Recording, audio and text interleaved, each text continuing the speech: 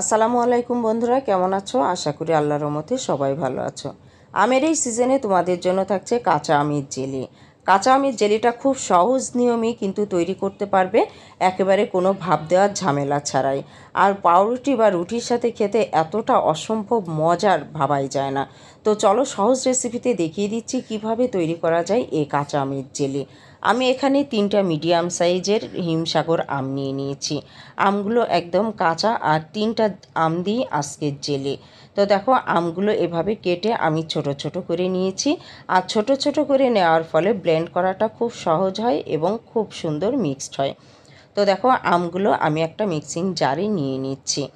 আর বন্ধুরা, অবশ্যই আমগুলো ধুয়ে নিতে হবে, কেননা এর একটা বাড়তি কষ আছে।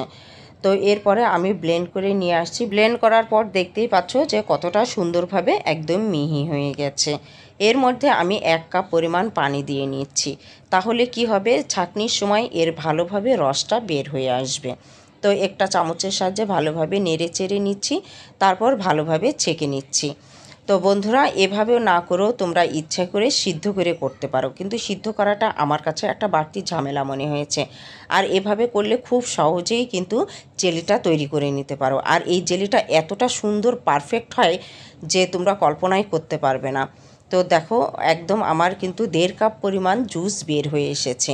এরপর একটা পাত্রে নিয়ে নিয়েছি এই জুসটুকু। আর এর ভেতরে দিয়ে দিচ্ছি এখানে 1 কাপ পরিমাণ চিনি। 1.5 কাপ পরিমাণ আমের জুস এবং 1 কাপ পরিমাণ চিনি একদম পারফেক্ট উপকরণ, এটা অবশ্যই তোমরা লক্ষ্য রাখবে।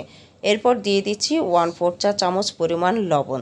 তাছাড়া আর কোনো বাড়তি উপকরণ দেবো না। এখানে কোনো জেলেটিন, আগার আগার বা কোনো কর্নফ্লাওয়ার ব্যবহার করিনি। তারপরও যে কতটা সুন্দরভাবে তৈরি হয়েছে এই জেলি, আর খেতে অসম্ভব মজার।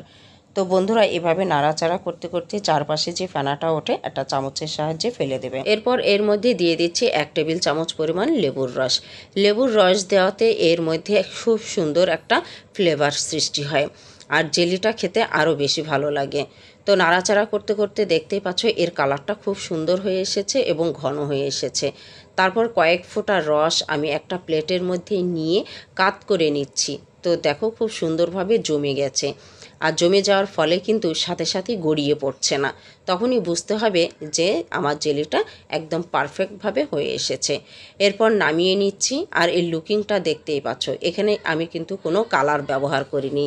তারপরও কিন্তু এই জ্যামে বা জেলির কালারটা খুব সুন্দর হয়েছে, আর খেতে কিন্তু দুর্দান্ত হয়েছে। আমি 100% গ্যারান্টি দিয়ে বলতে পারছি। আমার বাড়ির সবাই কিন্তু এই জেলিটা খুবই পছন্দ করে। আশা করি তোমরা এভাবে বাড়িতে তৈরি করো, আর বাজার থেকে না কিনে স্বাস্থ্যকর উপায়ে এভাবে নাস্তা হিসেবে এই জেলিটা তৈরি করে নিতে পারো। তো বন্ধুরা, আমার ভিডিওটি কেমন লাগলো? যদি ভালো লেগে থাকে তাহলে চ্যানেলটিকে সাবস্ক্রাইব করে পাশে থেকো, ফ্যামিলি এবং ফ্রেন্ডদের সাথে শেয়ার করো। সে পর্যন্ত ভালো থেকো। আল্লাহ হাফেজ।